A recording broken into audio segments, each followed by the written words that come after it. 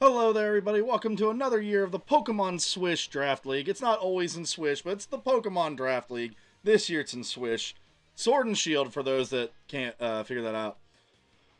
It's fun to be back. There's gonna be some hiccups because this is a new computer, new system for recording, new capture card. Well, not new, but a different capture card. New location, like just everything's new, so there's going to be some scuffed up stuff occasionally. So bear with me for the first few weeks of the season while I kind of get used to the new setup and new system, and hopefully we'll figure it out along the way and get everything going right. Alrighty. First and foremost, there's our draft league right there.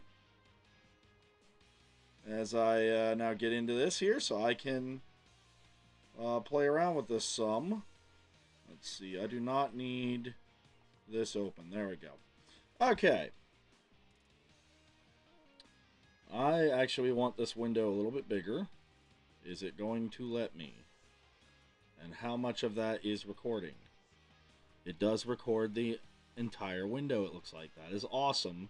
So I don't have to change too much. Okay, so here's our teams and who was drafted. I really should have done this by draft order. I didn't. So I guess we're just going to go down the list. So we'll start with my team since I listed my own team first, because of course I did. The Fairmont Flygon started out with out of 11 teams, I had the 9th pick. With the 9th pick, I somehow found myself with the chance to draft Latios. So I drafted Latios. Second round, I got Suicune. So pretty good start for a team right there. Regice, I couldn't help myself but get because I'm just a big sucker for Regice. Flygon, again, team mascot. I had to get it. I got upset around this time, though, because I was debating between Steelix and Flygon because I really wanted to try the body press Steelix strategy. I know not the most complicated strategy, but I hadn't tried it on Steelix in particular yet. But someone beat me to that pick, so lost out on Steelix. I did get Aggron, so we've got Aggron back from last season. Picked up some speed with Crobat, because I realized, except for Flygon, I had kind of a slow team. Speaking of speed, got Starmie for Water and Psychic. And then I went back to Bulk again. I picked Snorlax. Now, I'm not going to lie, and my friend who runs the Nightmare team, if you're watching, I will use first names. I won't use last names for the sake of the people playing, out of privacy concerns, unless they tell me otherwise in the future. But for this player, Tyler, I specifically picked Snorlax because I knew it would make Tyler kind of mad. I'm not going to lie. I was like, oh, I need Bulk. He likes this Pokemon. He gets it all the time in the Pokemon Stadium games. I was like, sure, I'll pick it. And then I realized I made an issue with my team. I didn't pick any Fire types or Fairy types. Like, I was having some issues with filling out the team. So I picked Galarian Weezing to solve the Fairy type issue, as well as it can learn Flamethrower. I don't remember if I gave it Flamethrower or Heat Wave, but my point is it learns one of those. I think it's Flamethrower. So, And then Ditto was the wild card I picked in an attempt to try and combat some of the heavy hitters like Cresselia, Garchomp, Tyranitar, stuff like that. So overall, I think my team was solid. I don't think I'm going to be one of the, like, I think I'm a contender in the sense that I'll make the playoffs. I don't think I'm a contender to win the whole thing. I will say, before I go any further, this was the absolute hardest year ever since we started doing this for me to pick the rankings for the teams. Like, we have 11 teams, and I'm pretty sure 10 of the teams are like one critical hit away from being number one. Like, if I was rating everyone on a scale of 1 to 10, 10th place is like a 9.2. Like, I mean, everybody is good. It's just going to be how a couple of those bounces of the ball go, so to say, for who gets to advance. Nightmare AC. We got Garchomp as their number one pick. They picked right behind me at number 10. Tyler got Garchomp. He got Metagross in the second round, so a great pseudo-legendary start. Also got Salamence, so 3 pseudo-legendaries to start in the draft. I should have said this earlier when I was critiquing the draft, but Our league is Gens 1 through 4 this year, so that's why you don't see anything past Gen 4 here.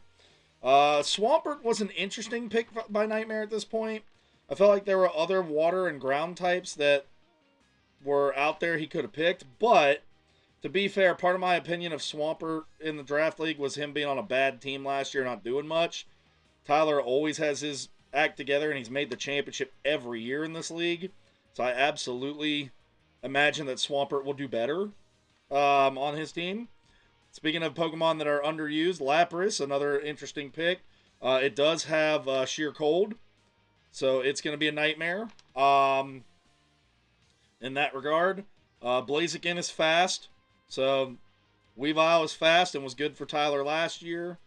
Tentacruel, again, dipping into the Pokemon Stadium era of Pokemon picked here, so he's good. Rotom Heat was good. I thought about picking Rotom Heat instead of the Weezing, actually. And then Aerodactyl, I also thought about picking instead of the Ditto. So, very well-picked team. Tyler's going to be a pretty good competitor again. I have him ranked much higher than myself in that upper echelon of the 11 teams. I'll do the official rankings here in a minute after I go through all the teams. The Great Garchomp, last year known as the Raging Rayquaza, they were a little disappointed that Garchomp wasn't there with their first pick. They were the last pick of the draft because they won last year. So Garchomp was picked seconds before it was their turn. However, they were able to pick up Cresselia. I thought for the longest time during the offseason here of nerfing Cresselia. Like, I really, honestly, truthfully thought about it. But then I started thinking about it, and I was like, that'd be really stupid to do because Cresselia is not, like, completely unstoppable in this format. Especially with some of the new additions like Tyranitar, Ditto, etc. So, yeah, I just decided that we were going to try leaving it the same, and we'll see where it goes from there. So, yeah, they got Cresselia. We got Galarian Articuno, which was an interesting pick, but it was a legendary, so, like, still pretty solid. Scizor was a good pick. Steelix was a good pick, so... yeah, this person was ripping off my picks from that point forward pretty much the whole night. Azumarill, they love Azumarill, so this was not a surprise pick. Drapion was one I wanted that got taken from me. Dusknoir is solid. Altaria can be scary if it gets set up. Milotic is a pain in the rear to try and get around. And then Hippowdon female is going to be good with the Steelix and Scizor. If they are able to pick up either a trade for like a Garchomp or maybe go for like Gabite or something, that could also be scary. So they're a good team. They're also up there in that upper echelon with Nightmare. Pokemon Power. Tyranitar is going to be an absolute menace in this league. It was already good in the Pokemon Stadium games, but now it's got Dragon Dance and it's got physical stab moves. So Tyranitar is going to be very scary. This team got the pick with the number 4 pick. So they got a much earlier pick each round than the 3 teams we talked about earlier. Moltres is solid. Pretty reliable Pokemon the way we have it set up. The Venusaur is good. The Alakazam is great. It won't be stuck using Psybeam and Kinesis this year. It'll actually get to use like real attacks. Walrein with Sheer Cold and it just being tanky is good. Magnezone, hard hitter as well as body press shenanigans. Abomasnow with that automatic hitting Blizzard. I think it also has Sheer Cold as a last resort attack. Toxicroak will be interesting because there's a lot of weather this year on the teams. So, like, this person didn't pick their team for weather, but when you look at, like, Walrein and Abomasnow go well together. Magnezone survives in Sandstorm with Tyranitar. Moltres and Venusaur will benefit from the sun. Rhyperior also does well in the Sandstorm.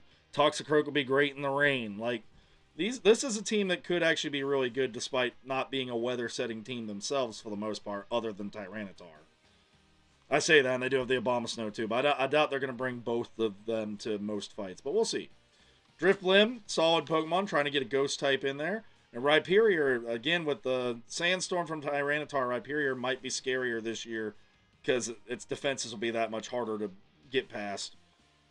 They're ranked around the same spot as my team. Pretty good, but not like the primo team at the top. With the number 3 pick, the Squirtle Squad. Squirtle Squad had Raikou, Entei, Jolteon, Vaporeon, Espeon, Flareon. A lot of EVs and dogs here. Blastoise, Rapidash, Arcanine, and Scyther. So basically a Gen 1 and 2 team. Looks pretty solid, though. This team could be scary. The Scyther would be scarier if we had Eviolite, but we don't have items in this league. But it's fast enough, it may still do some things anyway. Maybe clean up battles once the other speed is out of the way. I have them just on the outside of the playoffs looking in at the moment. But again, as a good team. Harper's Ferry Haunter, same thing. Almost as some of these teams I've mentioned earlier. They had the number 8 pick. They got the most legendaries in the league. They got Heatran, Latios. So that's a scary start. Azelf was better than a lot of people remember in the league last year. Then they got Charizard, fan favorite. Kingdra, who's good. Registeel and Regirock. They kind of do the same thing, just different typings. The way we have them set up, they're both body pressers. But again, depending on what is being brought each week, they could both be good. Heracross is a cool one. Mesprit, again, legendary. So actually 6 legendaries, as I can't count apparently. And then Haunter to stick with the team's theming. I have this team making the playoffs, I believe. Let's see. No, I take that back. I have this team just on the outside looking in. They're right there with the Squirtle Squad. Captain Spearo's crew. This was known as... I have clipped my hair, just a sec. This was known as Magikarp Crew Crusaders in the past, or last year it was Whale Force 1. This team has absolutely the best logo in the league this year. When I get to where I'm showing the logos, everybody will see it and appreciate it.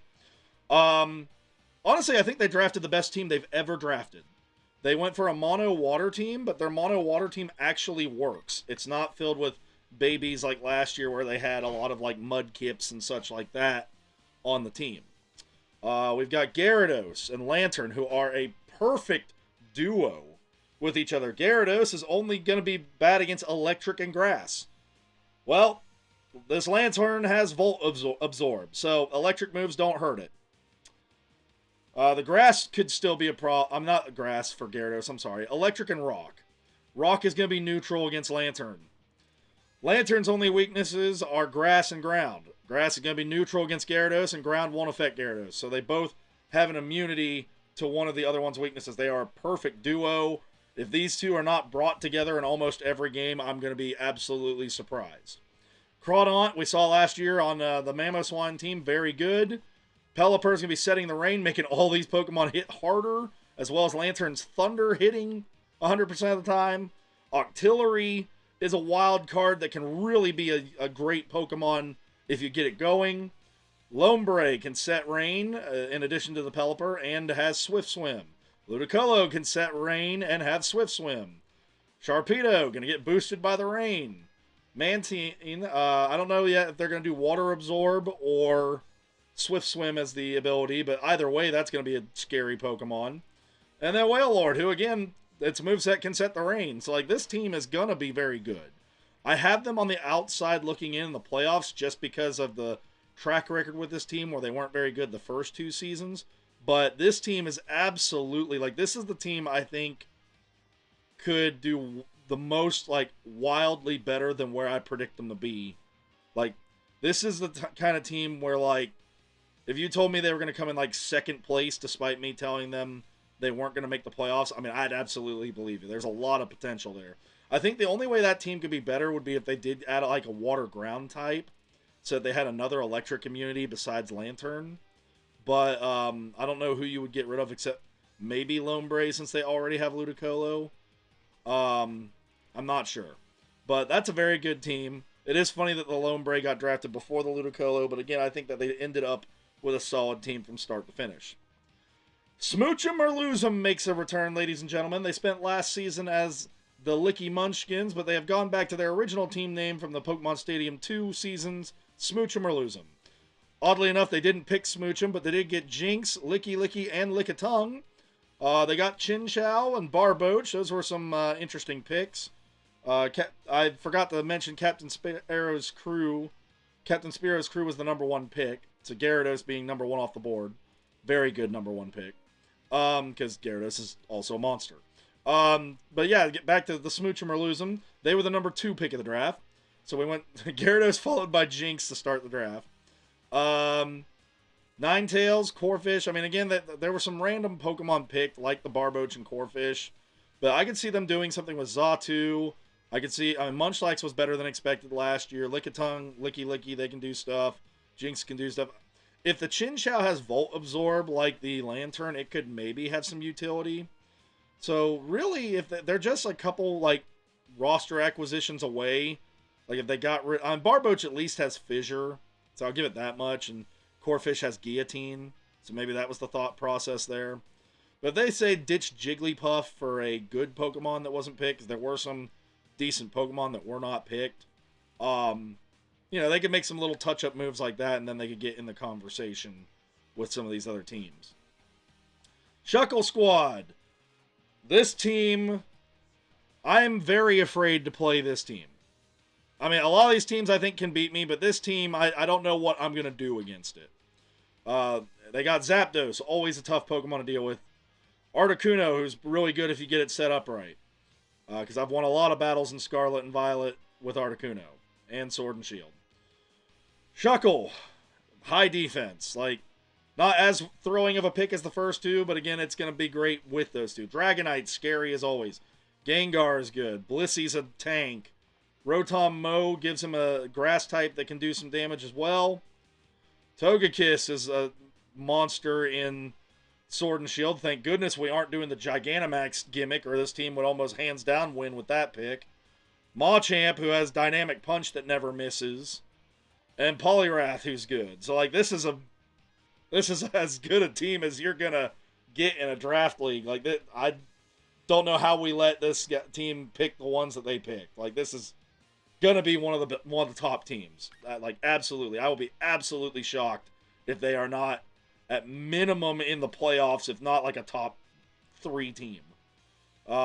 Speaking of teams that I think are also going to be amazing, Team Miles here. Actually shouldn't be the name. It should be the Mystic Magikarp. I don't know why I missed it right there. We're going to fix that right now live. Mystic Magikarp. There we go. Did I miss that on scheduling and stuff too? I missed it in the team standings. I'm going to do it now because I'm going to forget if I don't do it now. Alright, I will have to fix all the schedules, it looks like, but we've fixed it in those 2 areas at least. So, Mystic Magikarp, also very scary. Galarian Zapdos and Galarian Moltres to start. The only thing that's odd about these picks is that Moltres didn't go before the Zapdos, but it was funny because Shuckle Squad picked with the number 6 pick. And Mystic Magikarp was the number 7 pick, so it was funny to see Zapdos and Galarian Zapdos go back-to-back in the draft. And then Galarian Moltres, I mean, if it gets that snowball going, we're all in trouble. Umbreon, cool Pokemon picked. I've won a lot with Umbreon in the past. Lucario is, of course, a fan favorite. Alolan Ninetales is a fan favorite. Porygon 2 will be interesting because, again, we aren't using items. If it had the Eviolite, that's a very standard, staple, competitive Pokemon. I don't know how well it fares without the Eviolite, so we'll see how that works when we start the games. Skarmory, again, very common, defensive, good Pokemon. Hippowdon male, gonna bring the Sandstorm. Sceptile adds some speed to the equation. And then Alolan Raichu, also some speed and some electric attacks. Like, very good team, right up there with pretty much the same as Shuckle Squad. How did we let this team draft the way they did? And then the last team we've got before I start doing the rankings is Team Stevie. This team will have a team name at some point and a logo, but as of the making of this video, this is what we got to work with. They picked Ivysaur first with their 5th pick of the draft. I'm not sure if they meant to pick Venusaur and just said Ivysaur by mistake, or if they picked Ivysaur. I know I've done some battles with Eviolite Ivysaur. That was pretty good, but again, we don't have Eviolite, so we'll see. Clefable absolutely saves it, though. That should have been their first pick. Look at their team. Clefable with Unaware, it's going to be scary. Combuskin, again, not sure if they meant to pick Blaziken or not there, but that'll be interesting. But the rest of their picks are less questionable the rest of the way. Sableye, solid Pokemon. I used it some last year. Whiscash has Fissure and is a little bit tanky. Not a lot, but a little bit. Gardevoir's solid. Roserade's good. Lopunny is good. Vileplume is good. Farfetch is a little iffy, but it does get Leaf Blade. So, like, even against its weaknesses, like rock types, it has stuff it can do. I think it's running agility, so if it could get an agility up and not die that first turn, like, it could get scary after that. So, yeah, that's where things are. Let me pull up all the logos here for the reveals. We're going to turn off the standings for right now. There's our logo. See, we got the night. We're just going to go from left to right, top to bottom. We've got Nightmare After Christmas, otherwise known as Nightmare AC. We've got Captain Spearo's crew. We've got the Mystic Magikarp. We've got the Shuckle Squad. We've got Team Stevie with the best logo in its own way in the video. The Fairmont Flygon, which for some reason is cut off at the bottom. I will fix that another time, but for some reason it's cut off at the bottom. I don't know why.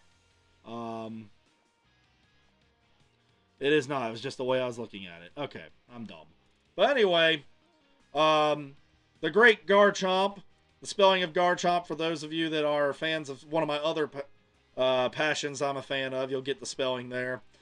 Pokemon Power with a semi-revamped logo. Some of these logos had to be kind of remade from scratch because I lost them when I switched computers.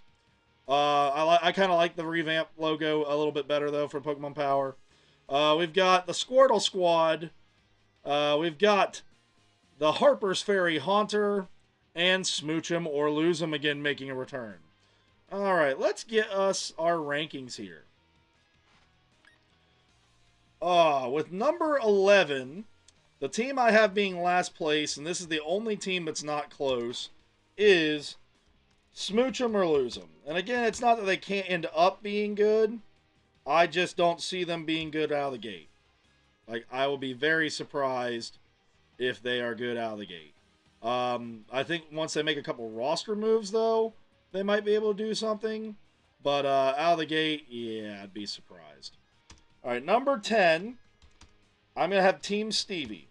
Now, again, from this point forward, from 10 up, all these teams are very even. Like, Team Stevie could easily get in that top 6, which 6 make our playoffs. They could easily get in that top 6 and make it. I had to put someone at 10, 9, 8, and 7, and Stevie, that was the team that got number 10.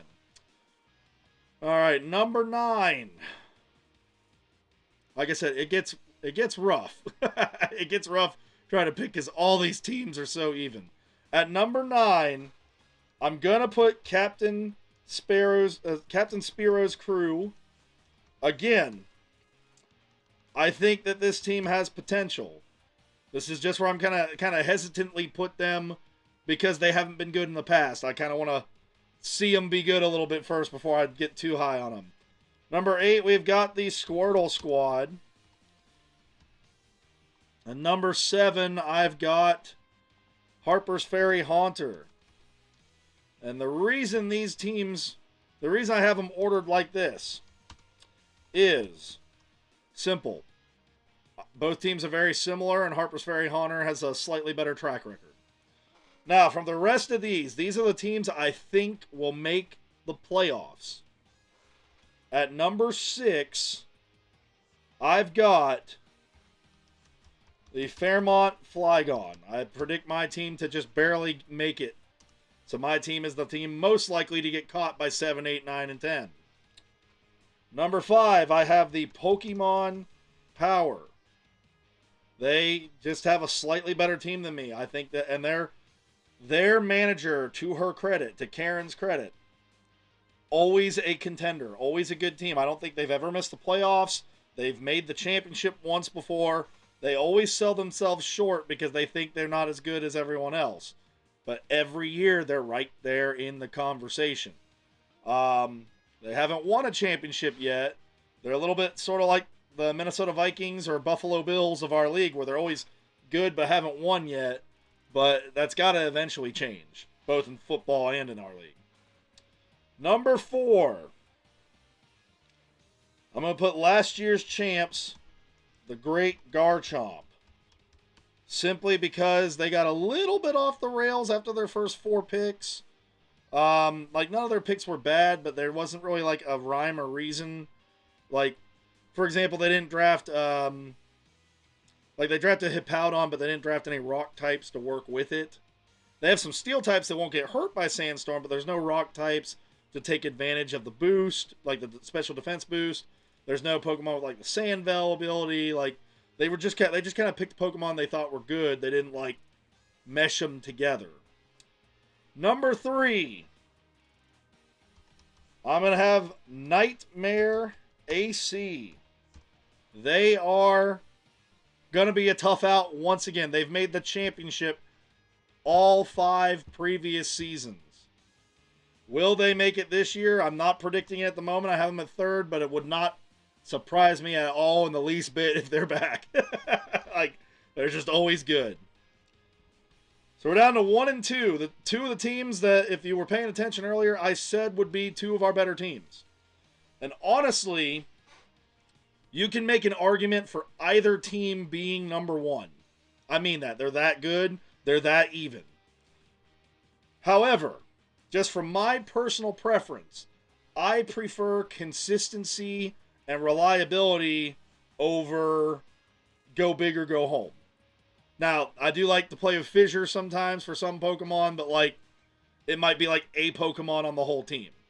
But if you give me a Pokemon like a Garchomp that's just always good, consistent, like, I don't need a Pokemon that hits hard some of the time.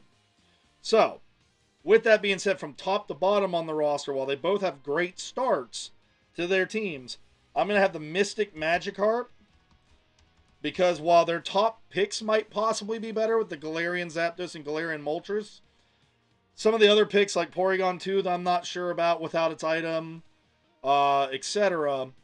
Some of those picks, or like the Hippowdon male, which doesn't really go with anything except maybe the Skarmory.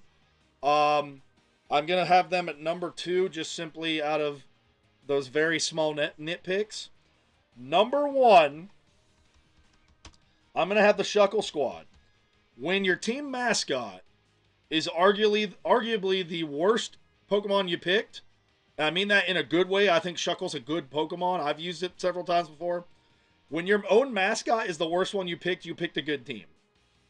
I mean, literally, his last pick of the draft, Poliwrath, is going to be usable. It's been used in our league countless times before. Machamp is good. I know I used it myself in competitive play in Sword and Shield. So, like, their whole team, top to bottom, is good. Now, again, you could argue that Galarian Zapdos and Galarian Moltres are better than regular Zapdos and regular Articuno, potentially. I think it's a lot closer than some would say, but you could make that argument.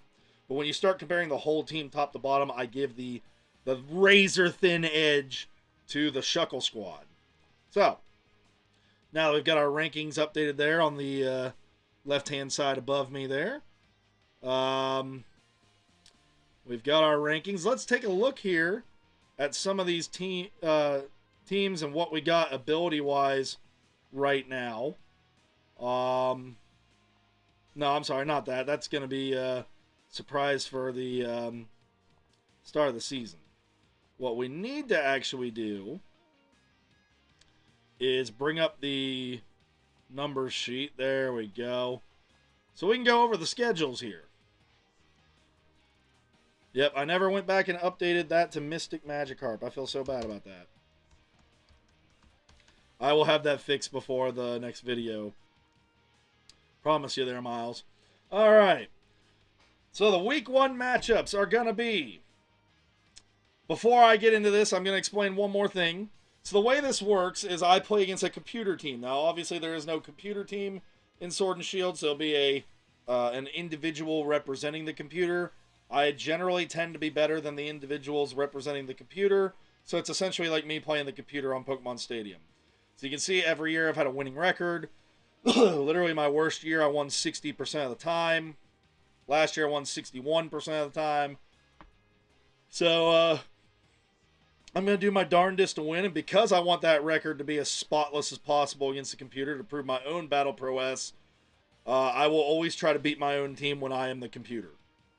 So, for example, this first week, we have a rivalry that's been around since the first season of this league, the Fairmont Flygon and Nightmare After Christmas.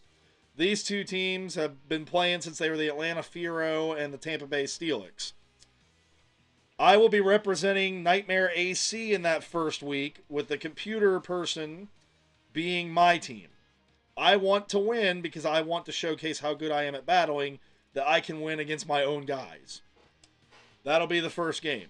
Second game, we got the Great Garchomp at home against the Pokemon Power, so I will be representing the Great Garchomp in that matchup. We've got the Squirtle Squad playing on the road against Harper's Ferry Haunter. So I will be representing the Harper's Ferry Haunter. The computer will be the Squirtle Squad. We've got Captain Spiro's crew against Smooch 'em or Lose 'em. I will be representing Captain Spiro's crew, and the computer will be Smooch 'em or Lose 'em. Last but not least, we got the Shuckle Squad against the Mystic Magikarp. Let's go ahead and correct this one.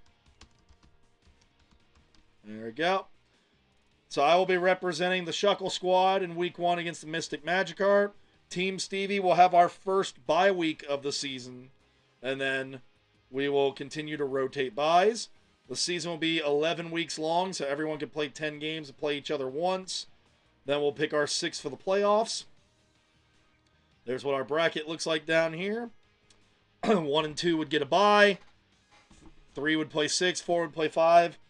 I haven't decided on the playoff format yet, if we're going to go back to single elimination or the 2-game series.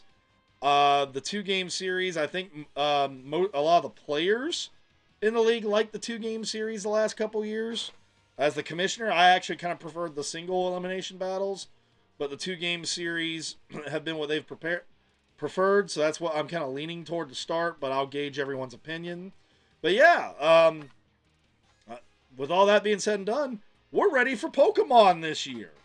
If you liked the video, don't forget to like, comment, subscribe, ring the bell, you know, all that YouTube nonsense. And I'll see you guys next week.